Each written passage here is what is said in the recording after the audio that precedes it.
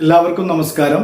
+2 accountancy non profit organisation എന്ന ചാപ്റ്ററിലെ 4ാമത്തെ ക്ലാസ്സിലേക്ക് എല്ലാവരെയും സ്വാഗതം ചെയ്യുന്നു. കഴിഞ്ഞ ക്ലാസ്സിൽ നമ്മൾ പ്രധാനമായിട്ടും ഡിസ്കസ് ചെയ്തിട്ടുണ്ടായിരുന്ന ഇൻകം ആൻഡ് എക്സ്പെൻഡിച്ചർ അക്കൗണ്ട് എന്താണെന്നും അതിൻ്റെ പ്രിപ്പറേഷനുമായി ബന്ധപ്പെട്ട് സ്റ്റെപ്പുകൾ പരീക്ഷയ്ക്ക് തിയറി ആയിട്ട് ചോദിക്കുകയാണെങ്കിൽ എങ്ങനെയാണ് അതിൻ്റെ കോൺസെപ്ച്വൽ സ്റ്റെപ്സ് നമുക്ക് ലിസ്റ്റ് ഡൗൺ ചെയ്യുക എന്നുള്ളതുമായിരുന്നു ഡിസ്കസ് ചെയ്തിട്ടുണ്ടായിരുന്നത്. ഇന്ന് ഈ വീഡിയോയിലൂടെ ഇൻകം ആൻഡ് എക്സ്പെൻഡിച്ചർ അക്കൗണ്ടിലെ പ്രധാനപ്പെട്ട പ്രോബ്ലംസ് ആണ് പരിചയപ്പെടുത്താൻ വേണ്ടി ശ്രമിക്കുന്നത്.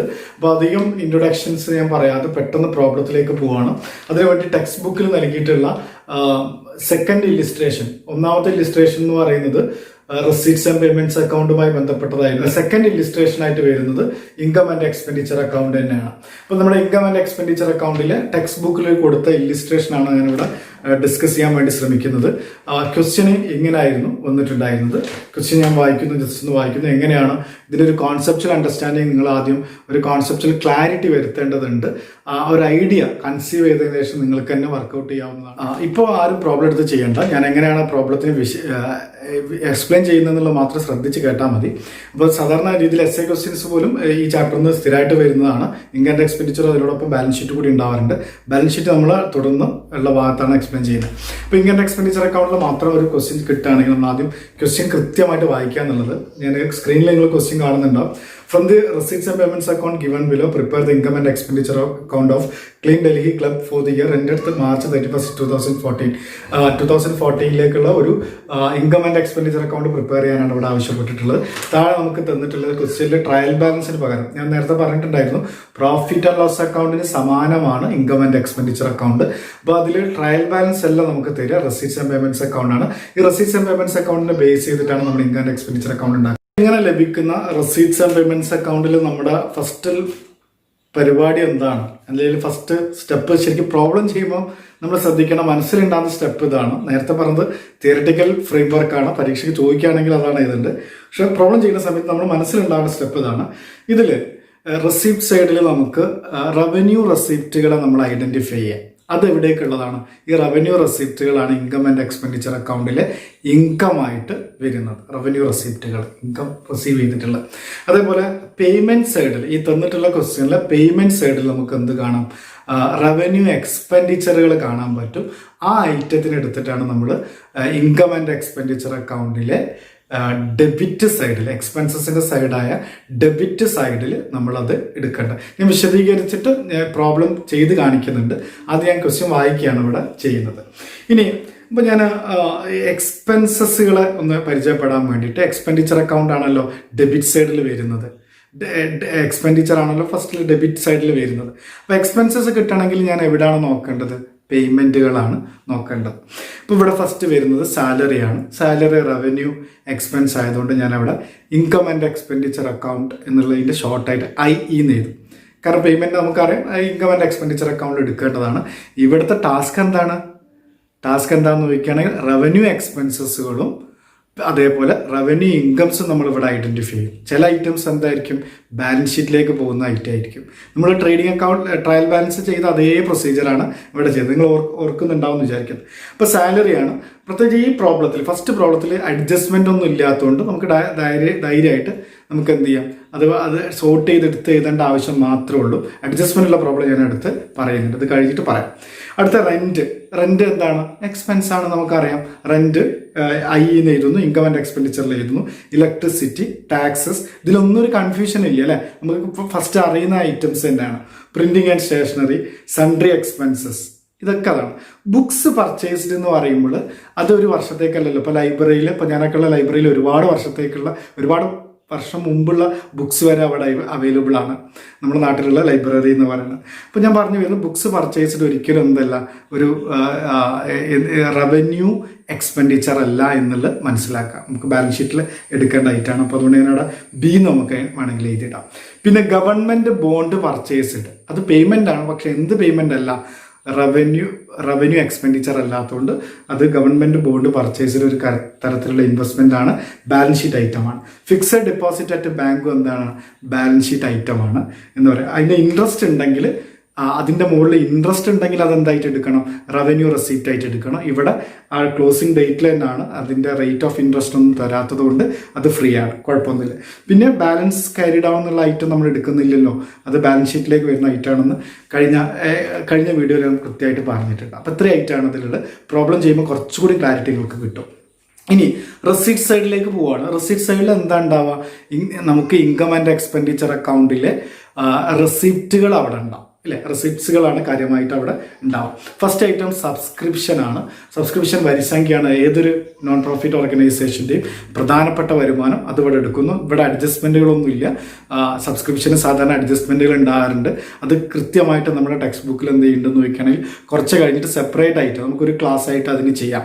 അതിൻ്റെ അഡ്ജസ്റ്റ്മെൻറ്റുകൾ എങ്ങനെയാണ് പഠിക്കുക, കാരണം അത് മാത്രം 4 മാർക്ക് 5 മാർക്കിനൊക്കെ പരീക്ഷയ്ക്ക് ചോദിക്കാറുണ്ട്. അപ്പോൾ സബ്സ്ക്രിപ്ഷനിൽ ഇവിടെ പ്രത്യേകിച്ച് അഡ്ജസ്റ്റ്മെൻ്റ് ഒന്നുമില്ല. അതുകൊണ്ട് നമ്മളത് എവിടെ എടുക്കുന്നു എന്ന് ചോദിക്കുകയാണെങ്കിൽ ഞാൻ നേരത്തെ പറഞ്ഞിട്ടുള്ള ഇൻകം ആൻഡ് എക്സ്പെൻഡിച്ചർ അക്കൗണ്ടിലെ ഇൻകം സൈഡിൽ പ്രധാനപ്പെട്ട ഇൻകം ആയിട്ട് എടുക്കുന്നു. ബൈ സബ്സ്ക്രിപ്ഷൻ എന്ന് പറഞ്ഞിട്ട് എഴുതും. Then entrance fees. Entrance fees എന്ന് പറഞ്ഞാൽ അഡ്മിഷൻ ഫീസാണ്. ഇത് അക്കൗണ്ടൻസിൻ്റെ ഇടയിൽ 2 അഭിപ്രായമുണ്ട്. ചില ആളുകൾ അതിന് പറയുന്നത് അഡ്മിഷൻ്റെ സമയത്ത് ഒറ്റത്തവണ മേടിക്കുന്നത് കൊണ്ട് അത് ക്യാപിറ്റൽ റെസിപ്റ്റ് ആയിട്ട് പരിഗണിക്കണം എന്ന് പറയുന്നുണ്ട്. മറ്റു ചില എക്സ്പേർട്ടുകൾ പറയുന്നത് നോമിനൽ എമൗണ്ട് കൂടി ആയതുകൊണ്ട്, ചെറിയ എമൗണ്ട് ആയതുകൊണ്ട് നമുക്ക് എന്ത് ചെയ്യാം, അത് റവന്യൂ റെസിപ്റ്റുകളായിട്ട് എടുക്കണം എന്നുള്ളതാണ്. അപ്പോൾ ഇത് ക്വസ്റ്റ്യനിൽ ഇതിനെക്കുറിച്ച് പ്രത്യേകം പറയും. നമുക്ക് ഇതെങ്ങനെ ട്രീറ്റ് ചെയ്യണം എന്നുള്ളതിനെക്കുറിച്ച് അധിക ക്വസ്റ്റ്യനിലും പറയാറുണ്ട്. അത് പറഞ്ഞിട്ടില്ലെങ്കിൽ ഏറ്റവും ബെസ്റ്റ് അത് ക്യാപിറ്റൽ റെസിപ്റ്റ് ആയിട്ട് എടുക്കണം എന്നാണ് നമ്മളെ ടെക്സ്റ്റ് ബുക്കിൽ പറയുന്നത്. ക്ലിയർ? പക്ഷേ ഈ ക്വസ്റ്റ്യൻ ഒന്നും പറഞ്ഞിട്ടില്ലെങ്കിലും ഇല്ലിസ്ട്രേഷനിൽ സോൾവ് ചെയ്യുന്ന സമയത്ത് എന്ത് ചെയ്തിട്ടുണ്ട്, എൻട്രൻസ് ഫീസ് റവന്യൂ റെസിപ്റ്റ് ആയിട്ട് എടുത്തിട്ടുണ്ട് അവർ. അതുകൊണ്ട് ഞാൻ അത് ക്ലാരിറ്റിക്ക് വേണ്ടിയിട്ട് ബ്രാക്കറ്റിൽ റവന്യൂ റെസിപ്റ്റ്സ് ക്വസ്റ്റ്യൻ എഴുതുമ്പോൾ എഴുതിയിട്ടുണ്ട്. ക്ലിയർ ആണല്ലോ ഞാൻ പറഞ്ഞിട്ടുള്ളത്. ഇനി ഒരു കുട്ടി അതിനെ റവന്യൂ റെസിപ്റ്റ് ആയിട്ട് എടുത്തു, അല്ലെങ്കിൽ ക്യാപിറ്റൽ റെസിപ്റ്റ് ആയിട്ട് എടുത്തു, അങ്ങനെയാണെങ്കിൽ അടിയിൽ എന്ത് ചെയ്തിട്ടാൽ മതി, ഫുട് നോട്ടായിട്ട് എഴുതിയാൽ മതി. അഡീഷണൽ നോട്ടായിട്ടൊന്ന് എഴുതുക. Here I treated entrance fees as capital receipt ആയിട്ട്, അല്ലെങ്കിൽ റവന്യൂ റെസിപ്റ്റ് ആണെന്നുള്ളത് സ്പെഷ്യൽ നോട്ടുകൾ കൊടുത്താൽ മതി എന്നുള്ളതാണ്. അപ്പം നമുക്കൊരു അനലിറ്റിക്കൽ ഇന്റർപ്രറ്റീവ് കപ്പാസിറ്റി കൂടി നമുക്ക് വരേണ്ടതുണ്ട്. അതിൻ്റെ കാര്യത്തിൽ അങ്ങനെയാണ് ചെയ്യേണ്ടത്. ഇനി ഡൊണേഷൻസ്. ഇവിടെ ചെറിയ എമൗണ്ട് ആണ്. ഡൊണേഷൻസ് 2 തരത്തിലുണ്ട്. സ്പെസിഫിക് ഡൊണേഷൻ ഉണ്ട്, ജനറൽ ഡൊണേഷൻ ഉണ്ട്. വേണമെങ്കിൽ നമുക്ക് അവിടെ ടെക്സ്റ്റ് ബുക്കിൽ ഇത് ഡൊണേഷനെ ജനറൽ ഡൊണേഷൻ ആയിട്ടാണ് ട്രീറ്റ് ചെയ്തിട്ടുള്ളത്. നമുക്ക് നോട്ട് കൊടുക്കാവുന്നതാണ് ഡൗട്ട് ഉണ്ടെങ്കിൽ. പിന്നെ റെന്റ് ഓഫ് ഹോൾ എന്താന്ന് നമുക്ക് സംശയമില്ല, അത് റവന്യൂ റെസിപ്റ്റ് ആണ്. അതുകൊണ്ട് ഇൻകം ആൻഡ് എക്സ്പെൻഡിച്ചറിൽ ഇൻകം ആണ്, നമ്മൾ അവിടെ എഴുതിയേക്കുന്നു. സെയിൽ ഓഫ്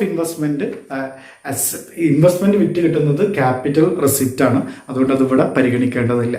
ഇനി നമുക്ക് പ്രോബ്ലം ചെയ്യുന്ന സമയത്ത് നിങ്ങൾക്ക് പ്രോബ്ലം കൂടി ഞാൻ ഇവിടെ വർക്കൗട്ട് ചെയ്യുന്നുണ്ട്. ഇത് കൃത്യമായിട്ട് ഒബ്സർവ് ചെയ്യുകയും മനസ്സിലാക്കാൻ ശ്രമിക്കുകയും ചെയ്യേണ്ടതാണ്. ഓക്കെ, കൂടുതൽ ക്വസ്റ്റ്യൻ നമ്മൾ കൃത്യമായിട്ട് കണ്ടതാണ്. ഓരോ ഐറ്റം വൈസ് നമ്മൾ മനസ്സിലാക്കി വിശദീകരിച്ച് കഴിഞ്ഞു. ഇനി നമുക്കിതിൻ്റെ സൊല്യൂഷൻ സൈഡിലേക്ക് പോകാം. സൊല്യൂഷൻ സൈഡിലേക്ക് പോകുന്ന സമയത്ത് നമുക്ക് ആദ്യമായിട്ട് വേണ്ടത്, നമ്മൾ ഇതുപോലുള്ളൊരു അക്കൗണ്ട് വരയ്ക്കുക. സാധാരണ ഒരു അക്കൗണ്ട് വരയ്ക്കുന്നത് പോലെ ഡെബിറ്റ് സൈഡും ക്രെഡിറ്റ് സൈഡുമുള്ള ഒരു ടി ഷേപ്പിലുള്ള ഒരു അക്കൗണ്ട് വരയ്ക്കുന്നു. അക്കൗണ്ടിൽ ഡേറ്റ് കോളം ഇതിനും ആവശ്യമില്ല, കാരണം അത് ഫൈനാൻഷ്യൽ സ്റ്റേറ്റ്മെൻറ്റ് പോലെ ഇയർ എൻഡിൽ പ്രിപ്പയർ ചെയ്യുന്ന സ്റ്റേറ്റ്മെൻറ്റ് ആയതുകൊണ്ട് ഡേറ്റ് വേണ്ട. ഫസ്റ്റ് കോളം പർട്ടിക്കുലേഴ്സിന് പകരം നമ്മുടെ എക്സ്പെൻഡിച്ചർ, ഡെബിറ്റ് സൈഡിൽ എക്സ്പെൻസസ് ഡെബിറ്റിൻ്റെ റെപ്രസെൻറ്റേഷനാണ്. ഡെബിറ്റ് എക്സ്പെൻഡിച്ചർ വിടാവുന്ന ഇത്. Then amount, income and amount. ഇവിടെ പ്രത്യേകം ശ്രദ്ധിക്കേണ്ട ഒരു കാര്യം, ഇൻകം ആൻഡ് എക്സ്പെൻഡിച്ചർ അക്കൗണ്ട് എന്നാണ് പറയുന്നതെങ്കിലും ഫസ്റ്റിൽ നമ്മൾ എഴുതുന്ന എക്സ്പെൻഡിച്ചറാണ്. അതിനുള്ള ലോജിക്ക് എന്താണെന്ന് നോക്കുകയാണെങ്കിൽ എക്സ്പെൻസസ് ഡെബിറ്റിൻ്റെ റെപ്രസെൻറ്റേഷനാണ് എന്നുള്ള ഒരു കോൺസെപ്റ്റ് നമ്മൾ ഓർക്കുക എന്നുള്ളതാണ്. അത് കഴിഞ്ഞിട്ട് നമ്മൾ നേരത്തെ കണ്ടിട്ടുള്ള ക്വസ്റ്റ്യൻ വൈസിലേക്ക് നമ്മൾ പോവുകയാണ്. ഇതിൽ പേയ്മെൻറ്റ് സൈഡിലായിരിക്കും നമ്മുടെ എക്സ്പെൻസസുകൾ തന്നിട്ടുണ്ടാവുക. നമ്മൾ നേരത്തെ ഐറ്റം വൈസിൽ വിശദീകരിച്ചതാണ്. അതുകൊണ്ട് ഫസ്റ്റ് നമുക്ക് സാലറി എന്ന് പറയുന്ന 1500. ഇവിടെ അഡ്ജസ്റ്റ്മെൻറ്റുകളൊന്നും ഇല്ലാത്ത ഒരു പ്ലെയിൻ ക്വസ്റ്റ്യനാണ് നമ്മൾ ആദ്യത്തെ ഇല്ലിസ്ട്രേഷനിൽ പറയുന്നത്. അഡ്ജസ്റ്റ്മെൻറ്റിലെ പ്രോബ്ലം നമ്മൾ അടുത്തതിൽ കാണുന്നുണ്ട്. സാലറിയിൽ പ്രത്യേകിച്ച് അഡ്ജസ്റ്റ്മെൻ്റ് ഒന്നുമില്ല. അപ്പോൾ നമ്മൾ നേരത്തെ ഇവിടെ account, income and expenditure account എന്ന് എഴുതിയിട്ടുണ്ടായിരിക്കും. നേരത്തെ നമ്മൾ ഐഡൻറ്റിഫൈ ചെയ്താണ് ഈ ഐറ്റം നമ്മളിവിടെ സാലറി ഇവിടേക്ക് എഴുതുന്നു. കാരണം സാലറി ഒരു എക്സ്പെൻസാണ്. പേയ്മെൻറ്റ് സൈഡിൽ കണ്ടതായിരുന്നു 1500 എടുത്ത് എഴുതുന്നു എന്നുള്ളതാണ്. അടുത്തത് വരുന്നത് റെൻറ്റാണ്, എക്സ്പെൻസാണ്. അതുകൊണ്ട് റെൻറ്റ് 800 ആണ് ക്വസ്റ്റ്യനുള്ളത്. അതിവിടെ എടുത്ത് എഴുതുന്നു. അടുത്ത എക്സ്പെൻസ് കാണുന്നത് ഇലക്ട്രിസിറ്റിയാണ്. ഇലക്ട്രിസിറ്റി എന്ന് പറയുന്ന എക്സ്പെൻസ് നമ്മളിത് അതുപോലെ തന്നെ അഡ്ജസ്റ്റ്മെൻറ്റുകളൊന്നും ഇല്ലാത്തതുകൊണ്ട് ഇലക്ട്രിസിറ്റി എടുത്ത് എഴുതുന്നു. ദെൻ ടാക്സസ് നമുക്കൊരു കൺഫ്യൂഷൻ ഇല്ല. ഫസ്റ്റ് ഇയർ അക്കൗണ്ട്സിലൊക്കെ പറഞ്ഞതുപോലെയുള്ള ഒരു നോർമൽ എക്സ്പെൻസസ് ആണ് 1700. ആ എക്സ്പെൻസസ് നമ്മളിവിടെ ഡെബിറ്റ് ചെയ്യുന്നു. എക്സ്പെൻസസ് കോളത്തിൽ ടാക്സസ് ആയിട്ട് എഴുതുന്നതാണ്. പിന്നീട് വരുന്നത് printing and stationery, sundry expenses, books, sundry expenses, printing and stationery sundry എക്സ്പെൻസസും നേരത്തെ നമ്മൾ കണ്ടതാണ്. അത് എക്സ്പെൻസസ് ആണ്, അത് ഇവിടെ എഴുതുന്നു. ബുക്സ് പർച്ചേസ്ഡ് അസെറ്റാണ്, അത് ക്യാപിറ്റൽ എക്സ്പെൻഡിച്ചറാണ്, അത് ബാലൻസ് ഷീറ്റ് ഐറ്റമാണ്. ബാലൻസ് ഷീറ്റിൽ എടുക്കുന്ന സമയത്താണ് നമ്മളിത് അവിടെയാണത് പരിഗണിക്കേണ്ടത്. ഗവൺമെൻറ് ബോണ്ട് പർച്ചേസ്ഡ് എന്ന് പറഞ്ഞ ഐറ്റവും ഇൻവെസ്റ്റ്മെൻ്റ് ആണ്. ഈ ഇൻവെസ്റ്റ്മെൻറ്റ് ക്യാപിറ്റൽ ബാലൻസ് ഷീറ്റിൽ വരുന്ന ഐറ്റമാണ്. ഈ ഇൻകം ആൻഡ് എക്സ്പെൻഡിച്ചർ അക്കൗണ്ടിൽ എടുക്കേണ്ടതില്ല. അതുപോലെ ഫിക്സ്ഡ് ഡെപ്പോസിറ്റിലുള്ളതും ഒരു തരത്തിലുള്ള ഡെപ്പോസിറ്റാണ്, അല്ലെങ്കിൽ ഒരു തരത്തിലുള്ള ഇൻവെസ്റ്റ്മെൻ്റ് ആണെന്ന് പറയാം. ഇതിൻ്റെ ഡേറ്റ് അതുകൊണ്ട് അത് ബാലൻസ് ഷീറ്റ് ഐറ്റമാണ്, ഇത് നമ്മൾ ബാലൻസ് ഷീറ്റാണ്. പക്ഷേ ഇവിടുത്തെ റേറ്റ് ഓഫ് ഇൻട്രസ്റ്റ് തരുന്നുണ്ടെങ്കിൽ അത് വരുമാനമായിട്ട് നമുക്ക് അക്രൂഡ് ഇൻകമായിട്ട് പരിഗണിക്കേണ്ടതുണ്ട്. പക്ഷേ ഇവിടെ എന്താണെന്ന് ചോദിക്കുകയാണെങ്കിൽ 31 ഈ ഒരു തുടക്കത്തിൽ തന്നെയാണ്, 31 മാർച്ച് തന്നെയാണ് ഇത് ഡെപ്പോസിറ്റ് ചെയ്തിട്ടുള്ളത്. അതുകൊണ്ട് ഒരു ഇൻട്രസ്റ്റും ഇതിന് ഡ്യൂ ആയിട്ടില്ല എന്നുള്ളതാണ്. അപ്പോൾ നമ്മുടെ പേയ്മെൻറ്റ് സൈഡിലുള്ള എല്ലാ എക്സ്പെൻസസുകളും നമ്മൾ എക്സ്പെൻഡിച്ചർ അക്കൗണ്ടിലേക്ക് മാറ്റി എഴുതുക എന്നുള്ളതാണ് ഇതിൻ്റെ ഒരു പ്രൊസീജിയർ എന്ന് പറഞ്ഞത്. അത് കഴിഞ്ഞ് നമുക്ക് ഇൻകംസ്, അതുപോലെ ഇൻകംസ് എപ്പോഴും റെസിപ്റ്റ് സൈഡിലാണ് ഉണ്ടാവുക. കാരണം വരുമാനങ്ങൾ നമുക്ക് ലഭിക്കുന്നതാണ്. അതുകൊണ്ട് റെസിപ്റ്റ് സൈഡിൽ ഇൻകംസ്, അതിലാദ്യം വരുന്നത് ഈ ഓപ്പണിംഗ് ബാലൻസ് ആണ്. ഇത് കഴിഞ്ഞ വീഡിയോ ക്ലാസ്സിൽ പറഞ്ഞതുപോലെ ഓപ്പണിങ്ങും ക്ലോസിങ്ങും ബാലൻസുകളും നമ്മൾ ഇഗ്നോർ ചെയ്യുന്നുണ്ട്. ബാലൻസ് ഷീറ്റുകളാണ് അതിൻ്റെ സ്ഥാനം എന്ന് പറഞ്ഞിട്ടുണ്ടായിരുന്നു. അത് കഴിഞ്ഞ് നമ്മൾ ആദ്യം കാണുന്നത് നേരത്തെ വിശദീകരിച്ച സമയത്ത് പറഞ്ഞതാണ് സബ്സ്ക്രിപ്ഷൻസ്. അഡ്ജസ്റ്റ്മെൻറ്റുകളൊന്നുമില്ല. ഈ 22,500 നമ്മൾ എന്ത് ചെയ്യുന്നു, ഈ വർഷത്തെ ഇൻകം ആണെന്നുള്ള രീതിയിൽ നമ്മൾ ഇൻകം സൈഡിൽ ഈ 22,500 ഇൻകം സൈഡിൽ നമ്മൾ കാണിക്കുന്നു എന്നുള്ളതാണ്. അത് കഴിഞ്ഞ് എൻട്രൻസ് ഫീസ് ഇവിടെ റവന്യൂ ആണെന്ന് പറഞ്ഞിട്ടുണ്ടായിരുന്നു. ഇത് ഞാൻ നേരത്തെ വിശദീകരിച്ചതാണ് എന്താണെന്നുള്ളത്. എൻട്രൻസ് ഫീസ് എൻ്റർ എമൗണ്ട് നമ്മളിവിടെ റവന്യൂ സൈഡിൽ കാണിക്കുന്നു. പ്രത്യേകിച്ച് അഡീഷണൽ നോട്ടൊന്നും ഇതിലില്ല, നേരത്തെ വിശദീകരിച്ചതാണ്. ഇതേപോലെ ഡൊണേഷൻസ് ചെറിയ എമൗണ്ടാണ്, 2,500 ഡൊണേഷൻസും നമ്മളിവിടെ ഇൻകം സൈഡിൽ കാണിക്കുന്നു. ഇൻകം ആൻഡ് എക്സ്പെൻഡിച്ചർ അക്കൗണ്ടിൻ്റെ ഇൻകം സൈഡിൽ ഡൊണേഷൻസും കാണിക്കുന്നു എന്നുള്ളതാണ്.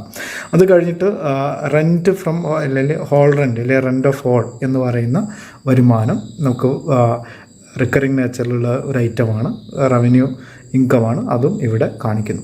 അടുത്ത വരുന്നത് സെയിൽ ഓഫ് ഇൻവെസ്റ്റ്മെൻറ്റ് ഞാൻ നേരത്തെ പറഞ്ഞിട്ടുണ്ടായിരുന്നു.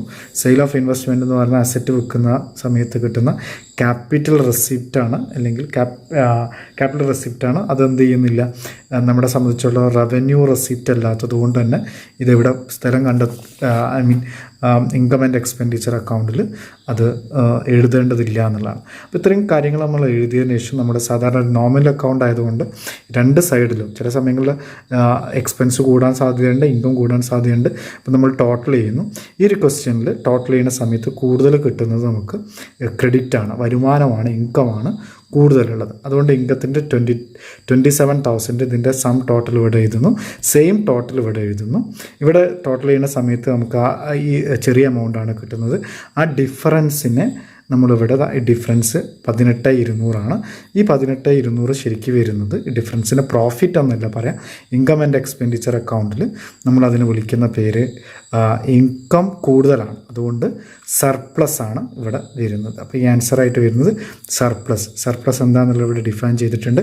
എക്സസ് ഓഫ് ഇൻകം ഓവർ എക്സ്പെൻഡിച്ചറാണ്. നിങ്ങൾ സർപ്ലസ് മാത്രം എഴുതിയാലും മതി. നേരെ തിരിച്ച് ഇവിടെ ആണെങ്കിൽ അതിനെ ഡെഫിസിറ്റ് എന്നാണ് പറയാം. പ്രോഫിറ്റ് ഓർ ലോസ് എന്നുള്ള പദം നോൺ NPOs അതായത് നോൺ പ്രോഫിറ്റ് ഓർഗനൈസേഷൻസ് ഉപയോഗിക്കുന്നില്ല എന്നുള്ളതും പ്രത്യേകമായിട്ട് ശ്രദ്ധിക്കേണ്ടതാണ്. ഓക്കെ, ഇനി income and expenditure account with adjustment ഉള്ള ഇൻകം ആൻഡ് എക്സ്പെൻഡിച്ചർ അക്കൗണ്ട് എങ്ങനെയാണ് പ്രിപ്പയർ ചെയ്യുക എന്നുള്ളതാണ് നോക്കുന്നത്. അതിന് ഞാൻ നേരത്തെ പറഞ്ഞതുപോലെ ഒരു ശരിക്കും അടുത്ത പ്രോബ്ലം, ടെക്സ്റ്റ് ബുക്കിൽ അടുത്ത പ്രോബ്ലം അത്തരത്തിലുള്ള ഒരു പ്രോബ്ലത്തിന് ഉദാഹരണമാണ്. അത് നിങ്ങൾക്ക് സെൽഫ് ലേണിങ്ങിന് വേണ്ടി വിടുകയാണ്. ഞാൻ എക്സാമിന് വന്നിട്ടുള്ളൊരു ക്വസ്റ്റ്യൻ ആണ് എടുക്കുന്നത്. എക്സാമിന് സാധാരണ ഈ ചാപ്റ്ററിൽ നിന്ന് വരുന്നത് വലിയ മാർക്കിൻ്റെ ക്വസ്റ്റ്യൻ ആണ് ഈ ചാപ്റ്ററിൽ നിന്ന് വരാറുള്ളത്. അവസാനത്തെ എസ്സേ ടൈപ്പ് ക്വസ്റ്റ്യൻസ് ആണ് വരാറുള്ളത്. പ്രോബ്ലം ആയിട്ട് വരുന്ന വലിയ മാർക്കിൻ്റെ ക്വസ്റ്റ്യൻസ് 8 മാർക്ക് 10 മാർക്കിനൊക്കെയാണ് ക്വസ്റ്റ്യൻസ് വരാറുള്ളത്. അപ്പോൾ അത്തരത്തിലുള്ള ഒരു ക്വസ്റ്റ്യൻ നിങ്ങളുടെ മുന്നിൽ പ്രസൻറ്റ് ചെയ്യുകയാണ്. അതിൽ ബാലൻസ് ഷീറ്റ് കൂടി ആവശ്യപ്പെടുന്നുണ്ട്. പക്ഷെ ഫോർ ദ ടൈം ബീങ് ഞാൻ അതിൽ ഇൻകം ആൻഡ് എക്സ്പെൻഡിച്ചർ അക്കൗണ്ട് മാത്രമാണ് ഡിസ്കസ് ചെയ്യുന്നത്. അപ്പം അതിൻ്റെ ക്വസ്റ്റ്യൻ ഇതാ അവിടെ സ്ക്രീനിൽ വരുന്നുണ്ട്. നിങ്ങൾക്ക് ആ പ്രോബ്ലം മനസ്സിലാക്കാം. ഞാനത് എങ്ങനെയാണ് അതിനെ അനലൈസ് ചെയ്യേണ്ടത് എന്നുള്ളത് മാത്രം ഇവിടെ പറയുന്നു. അത് കഴിഞ്ഞിട്ട് നിങ്ങൾക്ക് സ്വന്തമായിട്ട് പ്രോബ്ലം ചെയ്യാം. അതിൻ്റെ ആൻസർ ഞാൻ സ്ക്രീനിൽ ഇടുന്നുണ്ട്, നിങ്ങൾക്ക് സ്വന്തമായിട്ട് ചെക്ക് ചെയ്യാവുന്നതാണ്. അപ്പോൾ ഇങ്ങനെ ഒരു ക്വസ്റ്റ്യൻ കിട്ടിക്കഴിഞ്ഞ സമയത്ത് ഞാൻ സമയക്കുറവ് ഉള്ളതുകൊണ്ട് അതിൻ്റെ ഇൻട്രൊഡക്ഷനിലുള്ള ക്വസ്റ്റ്യൻ പാർട്ട് വായിക്കുന്നില്ല. നമുക്ക് റെസീപ്റ്റ്സ് ആൻഡ് പേയ്മെൻറ്റ്സ് അക്കൗണ്ട് തന്നിരിക്കുന്നു. റെസീപ്റ്റ്സ് ആൻഡ് പേയ്മെൻറ്റ്സ് അക്കൗണ്ടിലെ റെസീപ്റ്റ് സൈഡിൽ നമ്മുടെ ഇൻകം റവന്യൂ ഇൻകംസ് ഈ സൈഡിലാണ് നമുക്ക് കാണാൻ പറ്റുക.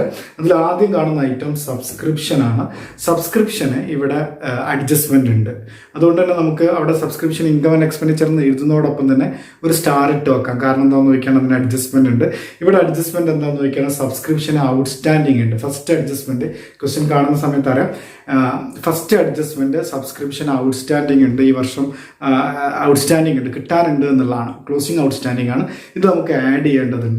സബ്സ്ക്രിപ്ഷനുമായി ബന്ധപ്പെട്ട അഡ്ജസ്റ്റ്മെന്റുകൾ നമ്മൾ പ്രത്യേകം മറ്റൊരു ക്ലാസ്സിൽ ഡിസ്കസ് ചെയ്യുന്നുണ്ട്. അത്തരത്തിലുള്ള കാൽക്കുലേഷൻസ് ടെക്സ്റ്റ് ബുക്കിൽ തന്നെ സെപ്പറേറ്റ് പറയുന്നുണ്ട്.